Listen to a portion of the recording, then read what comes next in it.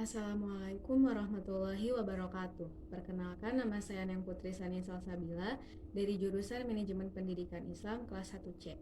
Di sini saya akan memaparkan mengenai peradaban Islam di Asia Tenggara. Islam masuk ke kawasan Asia Tenggara melalui proses yang panjang. Peneliti mengemukakan bahwa Islam pertama kali masuk ke Asia Tenggara pada abad pertama Hijriah atau tahun ke-7 Masehi. Pendapat ini berasal dari sumber-sumber Cina yang menyebutkan bahwa menjelang akhir perempatan ketiga abad ke-7, seorang pedagang Arab menjadi pemimpin permukiman Arab Muslim di pesisir pantai Sumatera. Sebagian orang-orang Arab ini dilaporkan melakukan perkawinan dengan wanita lokal sehingga membentuk komunitas Muslim yang terdiri dari orang-orang Arab pendatang dan penduduk lokal.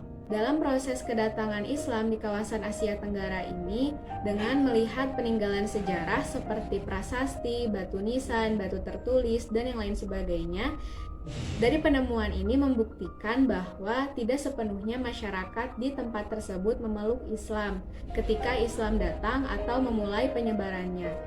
Berbagai perdebatan tentang peradaban Islam di Asia Tenggara menimbulkan perbedaan pendapat dan teori-teori yang lahir tentang peradaban Islam di Asia Tenggara dari proses kedatangan, penyebaran, sampai Islamisasi.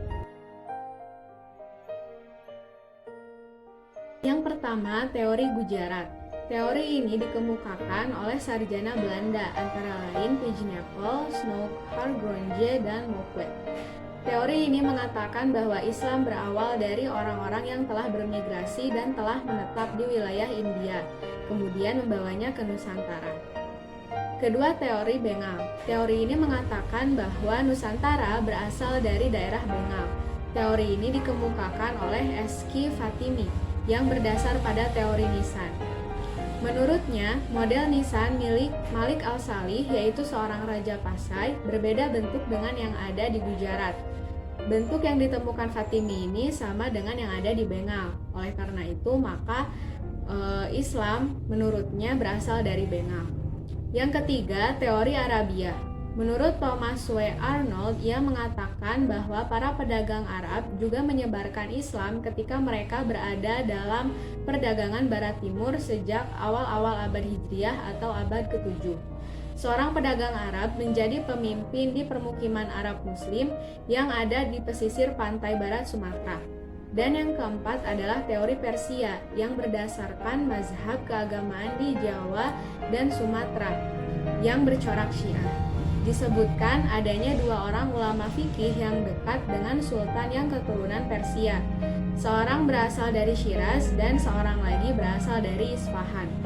Adapun proses perkembangan Islam di Indonesia melalui perdagangan Arab, Persia, dan Gujarat, melalui perkawinan, melalui pendidikan pesantren, tasawuf, dan melalui kesenian yang disebarkan oleh Sunan Kalijaga lewat wayang dan gamelan.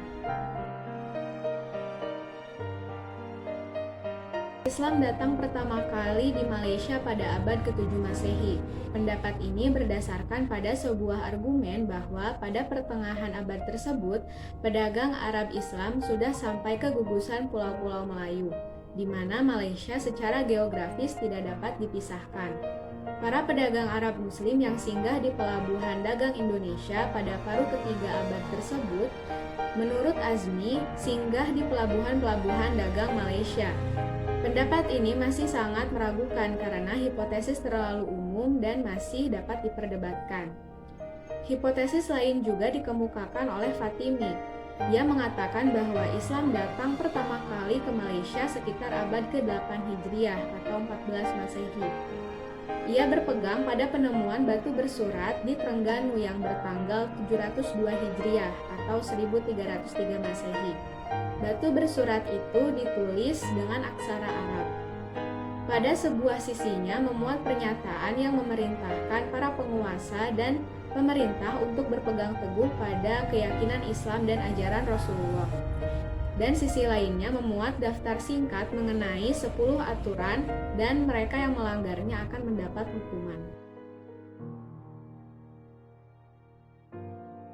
Pada tahun 1100-an, Singapura telah dijadikan sebagai kota pelabuhan. Dan pada tahun 1200 sampai 1300, pelabuhan Singapura telah menjadi pusat perdagangan. Sebelum bernama Singapura, wilayah ini dikenal dengan nama Temasek atau Temasek, yang berarti kota pantai. Di wilayah yang disebut terakhir inilah, para Meswara membangun kerajaan Malaka, dan banyak berhubungan dan bergaul dengan para pedagang Muslim, khususnya yang datang dari bandar-bandar di Sumatera yang beragama Islam. Hal ini pada gilirannya membuat para Meswara akhirnya memeluk agama Islam. Islam diperkirakan datang ke Brunei sejak abad ke-15. Catatan Portugis oleh De Brito pada tahun 1514 menyatakan bahwa Raja Brunei belum masuk Islam, tetapi para pedagang sudah memeluk agama Islam. Berita lain menyebutkan ketika Pegafetta mendarat di pantai Brunei pada tahun 1521, ia telah melihat adanya kota dengan penduduk yang padat, dan Sultan tinggal di sebuah pemukiman yang dikelilingi benteng. Dan para pendatang disambut dengan upacara kebesaran. Walaupun memberikan dukungan kepada penduduk Muslim, tetapi Raja Awang Alak Betatar baru memeluk agama Islam dan kemudian mendapatkan gelar Sultan Muhammad.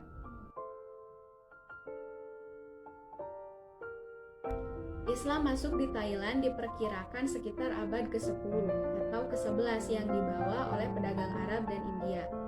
Islam pernah berkuasa di wilayah Patani sejak berdirinya kerajaan Islam Patani pada abad ke-14. Namun sejak berada dalam kekuasaan kerajaan Siam sampai saat ini, umat Islam menjadi minoritas dan terdiskriminasi oleh pemerintahan Thailand. Islam masuk di wilayah Filipina Selatan, khususnya Kepulauan Sulu dan Mindanao pada tahun 1380. Orang pertama yang memperkenalkan Islam ke Sulu adalah Tuan Masyaika yang diduga telah sampai di Sulu pada abad ke-13. Berikutnya yang datang menyebarkan Islam di Sulu adalah ulama Arab bernama Karimul Makdum pada paruh kedua abad ke-14.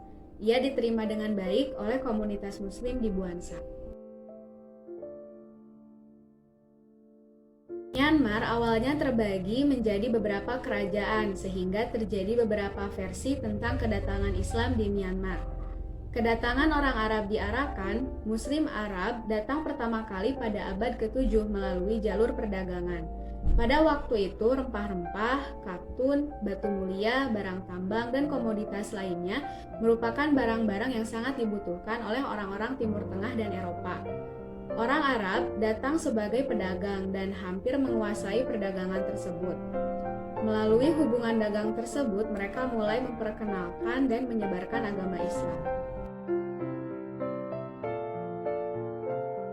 Beberapa sejarawan beranggapan bahwa Islam sampai di Kamboja pada abad ke-11 Masehi. Ketika itu, kaum muslimin berperan penting dalam pemerintahan kerajaan Champa. Setelah kerajaan itu runtuh, kaum muslim memisahkan diri dan sebagian sampai di Kamboja. Agama Islam masuk pertama kali ke Laos melalui para pedagang Cina dari Yunan. Para saudagar Cina ini bukan hanya membawa dagangannya ke Laos, namun juga ke negara tetangganya seperti Thailand dan Burma. Oleh masyarakat Laos dan Thailand, para pedagang asal Cina ini disebut dengan Chin Hao. Islam masuk ke Vietnam sejak kekhalifahan Utsman bin Affan. Dikisahkan kekhalifahan ini mengutus utusan resminya pertama kali ke Vietnam dan Cina atau dinasti Tang pada tahun 650 Masehi. Adapun yang mengisahkan bahwa Islam sampai ke negara Vietnam karena dibawa oleh pedagang Muslim dari Arab, India, Persia, ataupun Asia Tenggara, terutama Malaysia pada sekitar abad ke-10. Para pedagang tersebut akan berhenti untuk beristirahat dan berdagang di Vietnam yang saat itu masih dikuasai kerajaan Champa sebelum mereka melanjutkan perjalanan ke Cina. Masyarakat dari kerajaan itu sering disebut sebagai orang-orang Cham.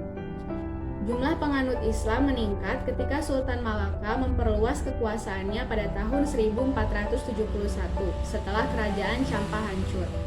Namun, Islam tidak menyebar luas di antara penduduk Vietnam sampai pertengahan abad ke-17. Pada pertengahan abad ke-19, banyak Muslim Champa di Vietnam yang berimigrasi ke Kamboja dan menetap di wilayah delta Sungai Mekong. Pada abad ke-20, Malaysia memberikan pengaruh yang besar kepada Muslim Vietnam. Keturunan Arab di Timor Leste pernah mengatakan dari leluhur mereka bahwa para pedagang Arab itu datang di tanah Timor Dili sejak awal abad permulaan Islam Jazirah Arab. Pada dasarnya, umat Islam di daerah Dili adalah bagian dari beberapa tokoh sejarah yang berkembang persebaran Islam di daerah tersebut. Menurut informasi-informasi masyarakat setempat dan juga kalangan keturunan Arab Hadramaut sebelum bangsa Portugis, Belanda, Jepang, Australia, dan Cina. Samudra Pasai merupakan kesultanan Islam pertama di Indonesia yang terletak di Aceh Utara, dengan sultan pertamanya yaitu Malikus Saleh. Letak Samudra Pasai sangat strategis sebagai pusat pelayaran dan perdagangan di Nusantara yang menyebabkan banyak pedagang Muslim dari Arab, Cina, dan India datang untuk berdagang dan menyebarkan agama Islam. Kesultanan ini memperoleh sumber pendapatan yang besar dari pajak perdagangan dan pelayaran. Samudra Pasai ditaklukkan Portugis pada tahun 1521. Sejarah Kesultanan Samudra Pasai dapat diketahui dengan ditemukannya uang dirham emas dengan tulisan nama sultan yang pernah memerintah. Kesultanan ini terletak di Semenanjung Malaka. Islam di Malaka berasal dari Kesultanan Samudra Pasai. Pendiri Kesultanan Malaka adalah Parameswara, yaitu seorang raja dari Kerajaan Sriwijaya. Ia menikah dengan putri Sultan Samudra Pasai dan akhirnya memeluk agama Islam. Kehadiran Islam di Patani dimulai dengan kedatangan Syekh Said, yaitu seorang mubalik dari Pasai yang berhasil menyembuhkan Raja Patani, yaitu Payatunakpa, yang sedang sakit parah. Payatunakpa beragama Buddha, kemudian masuk Islam dan bergelar Sultan Ismail Shah. Kesultanan Patani mengalami kemajuan pesat setelah menjalin hubungan dagang dengan Kesultanan Malaka. Kesultanan Brunei Darussalam merupakan kesultanan Islam yang terletak di Pulau Kalimantan sebelah utara. Islam pertama kali masuk ke Brunei pada tahun 977 yang dibawa oleh saudagar Cina. Setelah Raja Awang Alak Betatar masuk Islam, ia mengubah kerajaan itu menjadi kesultanan dan menambahkan kata Darussalam untuk menekankan bahwa negara tersebut merupakan negara agama. Brunei Darussalam berkembang menjadi pusat penyebaran Islam dan perdagangan di wilayah Melayu ketika Kesultanan Malaka jatuh ke tangan Portugis. Kesultanan Sulu merupakan kesultanan Islam yang terletak di Filipina bagian selatan. Islam masuk dan berkembang di Sulu melalui orang Arab yang melewati jalur perdagangan Malaka dan Filipina. Pembawa Islam di Sulu adalah Syarif Karim Al-Makdum, orang Arab yang ahli ilmu pengobatan. Abu Bakar, seorang dai dari Arab yang menikah dengan putri dari Pangeran Buansa, kemudian memerintah di Sulu dan menobatkan dirinya sebagai sultan. Kesultanan Islam terbesar di Maluku adalah Kesultanan Ternate. Penyebaran Islam di daerah ini dilakukan oleh para ulama dan pedagang dari Pulau Jawa. Islam menjadi agama kerajaan setelah Sultan Zainal Abidin memerintah. Kesultanan Ternate bersaing dengan Kesultanan Tidore terutama dalam hal perdagangan. Kesultanan Ternate akhirnya berakhir setelah ditaklukkan oleh VOC. Kesultanan Johor berdiri setelah Kesultanan Malaka dikalahkan oleh Portugis. Sultan Alauddin Riayat Shah membangun Kesultanan Johor pada sekitar tahun 1530 sampai 1536. Masa kejayaan kesultanan ini terjadi pada masa pemerintahan Sultan Abdul Jalil Riayat Shah II. Kesultanan Johor memperkuat dirinya dengan mengadakan sebuah aliansi bersama Kesultanan Riau yang disebut dengan Johor Riau. Kesultanan Johor Riau berakhir setelah Raja Haji wafat dan wilayah tersebut dikuasai oleh Belanda. Islam bagi orang Melayu bukan hanya sebatas keyakinan, tetapi telah menjadi identitas dan dasar kebudayaan, serta mewarnai institusi kenegaraan dan pandangan politik mereka. Islamisasi orang-orang Melayu seperti yang dialami oleh orang-orang di tempat lain tidak berlangsung secara sekaligus, tetapi berlangsung secara bertahap berangsur-angsur, tidak merata, dan merupakan suatu proses yang berjalan secara terus-menerus, di mana Islam mulai menjadi bagian yang hampir tak bisa dipisahkan dari adat, budaya, dan jiwa Melayu. Dalam budaya Melayu, unsur-unsur Islam juga menjadi dominan, apakah itu dalam bidang seni, bahasa, sastra, cerita rakyat, musik, pakaian, dan kebiasaan. Dari beberapa peninggalan sejarah, dapat diamati bahwa produk budaya yang dibawa oleh Islam seperti tulisan Arab memberi sumbangan yang besar bagi perkembangan budaya Melayu.